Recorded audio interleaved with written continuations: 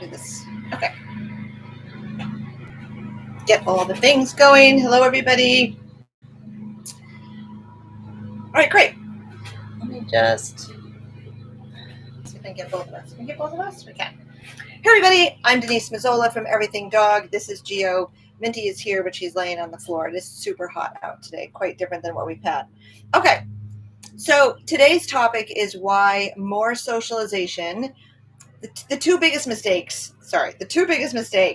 that dog owners make when they are trying to stop your dog's aggressive and reactive behavior are believing that more socialization of your adult dog will stop the aggression and reactivity, and that more obedience training will stop that aggression and reactivity. And today, we're just going to talk about why more socialization is not going to stop your dog's aggressive and reactive behavior. So whether you're joining live or you're watching it later, drop in the comments if this sounds familiar. Everybody has told you that you need to get your dog out more and socialize your dog more. And the people that have told you that are probably family and friends, good intentioned family and friends, your vet, your groomer, your neighbor, people that you don't even know that just see you struggling with your dog are maybe yelling at you. You need to socialize your dog more. You haven't socialized your dog enough. Just drop a yes in the comments and let me know if that sounds like something you have heard. Okay, so listen, guys, if everybody is telling you that you need more socialization, what are you going to do? You're going to enroll in doggy daycare. You're going to take your dog to dog parks, either in the parks or around the parks. You may go to Home Depot or Lowe's or pet stores to, in your mind, you're doing more socialization, more exposure, almost in an effort to try to convince your dog there's nothing to be afraid of. Forgot my little dog treats for Gio.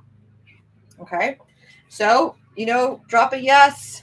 Tell me where you've taken your dogs if this sounds familiar. And when you do those things and nothing helps, right? You're still struggling. You're still feeling frustrated and confused by your dog's reactive behavior on walks. They may be barking and lunging and growling at other dogs, at people, or at both. It may be bikes and scooters and anything that moves. It could be a whole host of things, okay? And all right, so everybody's told you need to socialize your dog more. So you've gone ahead and done all these things in an effort to socialize your dog more, and yet you're still struggling with the aggressive reactive behavior. Okay, so there's lots of reasons why dogs become aggressive and reactive, and I have talked about that before. I'm not really going to get into that today, except the broad generalizations are genetics. The genetics of the breed of dog you have, so a livestock guardian breed may be a little more concerned about strangers. A herding breed may definitely be more reactive to things that are moving in the environment. And then there's the genetics of mom and dad, grandma and grandpa, of who made up your dogs, okay? Like who they are as an individual. Gio here, as his persona, his personality is he is a calm, mellow guy that nothing really gets him overly excited. And if anything, he goes in the reverse direction and shuts down. Okay, but that's not anything that I taught him. That is not any socialization that I did with him. I got him when he was 11 months. Technically, the window of socialization is closed at 11 months. And so he is who he is because genetically he is a sound dog.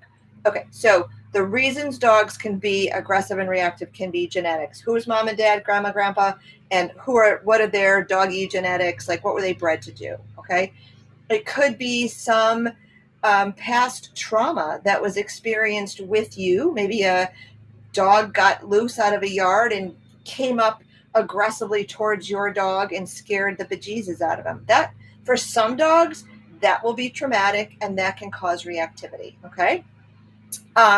It could be a trauma that was experienced by mom when she was pregnant and the puppies were in utero or afterwards. Like, there's all sorts of science, and I'm going to get into that in another video, that shows how epigenetics plays this role in passing down fearful experiences. Okay, we'll put it that way. So 95 to 99% of the thousands of dogs and people that I've worked with over the 30 years plus that I've been working with dogs and people, most of those dogs are fearful. Okay, they are worried. Jill's just shifting and I keep it showing them. They are worried about other dogs. They are worried about people. And guys, listen, when you're walking your dogs, most of the time, a dog that your dog sees is with a person. So they may first react to the person and then the dog. Okay, so if we're going to make the assumption that your dog is afraid of other dogs, okay, for whatever reason, they're afraid of other dogs. First, we have to accept that they're afraid of other dogs and they're not just trying to embarrass us, because it's incredibly frustrating and embarrassing to be walking a dog that turns into a lunging, barking, growling, twirling dervish on the end of the leash. Not only are you embarrassed, you may be worried you're going to be knocked down, or you may just have stopped walking because it's just too much. It's too worrisome. It's not enjoyable. Okay, so here's another one. If the dog is fearful and worried, then parading them around more of the things that they're afraid of is not going to make them feel better. Okay, so if you've seen any of my videos, share that I am spiders. I cannot tell you why. I should have asked my mother and father when they were still alive, like, hey, did you guys have any experience with spiders? Because, like, where does this come from? But I can tell you, last night in this camper, I was doing dishes in the sink and I picked up a plate, and it was a fairly large spider. I don't know. To me, in my mind, it looked like a dime, maybe a penny. And it started to move around, like really fast, skittering around in the kitchen sink. Just about, not quite off the deep end, but I was having a big emotional reaction to it. And there's two pieces of this I want you to understand.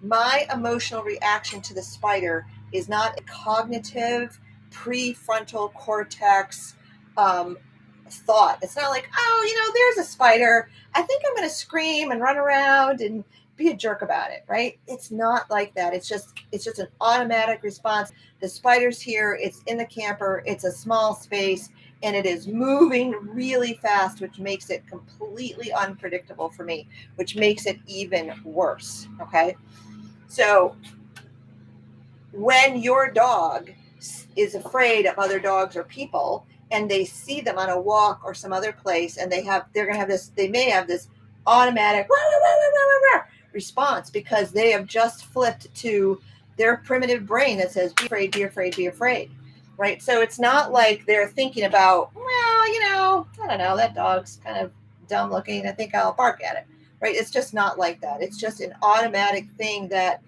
we can't really we can't control. Okay, we just can't control it. Okay, so what was I going to say? So if we're going to work, we are working under the assumption that your dog is afraid of other dogs, and they may be afraid of people as well, but we're going to stick with the dog thing. Just like I'm afraid of spiders, I have this automatic response. Your dog does too. And one, yelling at your dog, using harsh methods that are painful or fearful, collar jerking, and whatever you're trying to do, right? You can't punish the fear out of your dog, okay?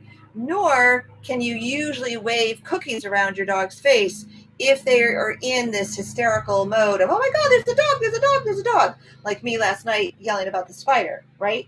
So, you just, like Amy was saying to me, like, calm down. And it's like, it's not registering because the thing is still moving around the kitchen sink. And she finally said, get out of the way, which was something that I could respond to. And like, right, get out of the way. So she could come in and take care of the spider and put it outside. So you can't punish fear, worry, or anxiety out of your dog. You can't punish the fear of spiders out of me. Okay. And waving $100 bill, which might be the proverbial cookie, at me at the time, like, oh, good, Denise, you're looking at the spider. Here's $100. No, I would not be interested in the spider at that time. I mean, sorry, I would not be interested in I would not be interested in the $100 when I am in a full blown, think of it as a panic attack about the spider crawling around in my sink. So when your dog is having this big emotional upset, which looks like barking, lunging, and growling at another dog on a walk, through your window, whatever it is, yelling at them, punishing them, you can't get rid of the fear that way. And most likely, waving cookies around their face isn't going to help them at that time either, because they're sort of already over the deep end. They're already in a full blown reactive mode, which makes them working out of their primitive brain back here. And the primitive brain and your prefrontal cortex brain cannot operate at the same time. Okay, so more socialization does not work because you're basically exposing them more and more. Can you come over here? More and more to the things that they are afraid of. Okay, so walking around Lowe's or the pet store where they're seeing dogs and people in close proximity, they may look like they're okay, but they may be just like, it's fight, flight, or freeze. And they may be in a little bit of a withdrawn freeze mode, like just get out of here, just get out of here, just get out of here. Okay, or they may be barking and lunging all over again. So taking them to dog parks, enrolling your dog in doggy daycare, where they are surrounded by dogs and with no real option to get away from them, is not going to make your reactive dog less reactive. It's not that overexposure is not going to help you on walks. Okay, so let me give you a little recap. I've talked a little bit longer than I intended to. There's so many pieces to this puzzle that even though I have my notes, it can be hard to narrow it down. Everybody's told you need more socialization. We've gone through that. Vets, groomers, your family and friends, people on the street have yelled this to you. And when you believe that your dog, your adult dog, needs more socialization, then you may take them to doggy daycare, to dog parks, to Lowe's, to Home Depots, to pet stores, to expose them to more dogs and more people, thinking that if I give them more exposure, more socialization, they'll get better. When the fact of the matter is, most of those dogs get worse or stay the same. Because, as I've highlighted before, 95 to 99% of reactive dogs are afraid. They're afraid, they're worried. They may genetically be afraid. Mom and dad might have been afraid. They're afraid, inherited. Okay. It may be that their livestock guardian breed or their herding breed is at play here. It may be that they had a traumatic event. Traumatic event being something that happened with you that you may not have even registered as a traumatic event. They may have been bullied in puppy class and the instructor told you, oh, it's okay, they'll work it out. Like, let them just keep doing that. Okay. It could have been a traumatic event that happened way before they even came into your household. Okay. All the dogs are getting rescued from the south and brought up to the north. Some of them come with no history or very limited history. Which way do I need to move so you can be seeing here? I gotta move this again. Or very limited history, right? And it gets really tricky to pinpoint it. But if fear is the primary issue, which it is most of the time, then you can't punish the fear out of them. You cannot punish the fear of spiders out of me. I can't tell you why I'm afraid of spiders. I just know that I am. You have to understand that your dog's response is automatic. If they're not thinking about it, they're not really processing information. It's just see the thing and have a reaction. I see the spider in the sink. I have an out of the ordinary reaction to the spider. Okay. Nor will just waving cookies around your dog's face when they're in the middle of reaction help either. Okay. So more socialization is the worst way to stop your dog's aggressive reactive behavior. The number one thing that everybody misses is that we need to calm their nervous system first, because most aggressive reactive dogs are stuck in an emotional dysregulation cycle, meaning that their nervous system is overwhelmed and short-circuiting causing them to stay stuck in fight or flight. And guys, if you're in fight or flight, you can't learn, nor can your dog learn. All right, so do me a favor.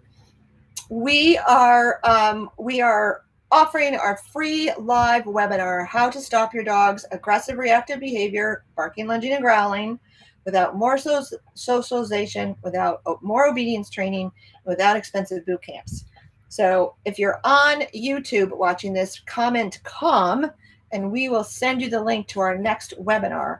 If you're on Instagram, I'm going to be completely honest with you. I don't have automation yet set up on Instagram. So you can reply COM, or you can go to the bio and you can click the link and you can register there. Whichever is your preference. You will get notices if you reply COM anyway. And also, I would just love to know, have you been told that more socialization is the answer to your dog's aggressive reactive behavior? Just write yes, more socialization, whatever you want. And I'd love to know who's told you that you need more socialization, right? Because I've listed a bunch of people, but who's told you that? And third, I'd love to know, what did you do because you thought more socialization would help? And I've listed some of those things as well. All right, you guys, I'm over and out, over time. I will see you again. I'm all over YouTube and Instagram. So check out you guys, and I'll see you later. Have a great day. Bye-bye, YouTube.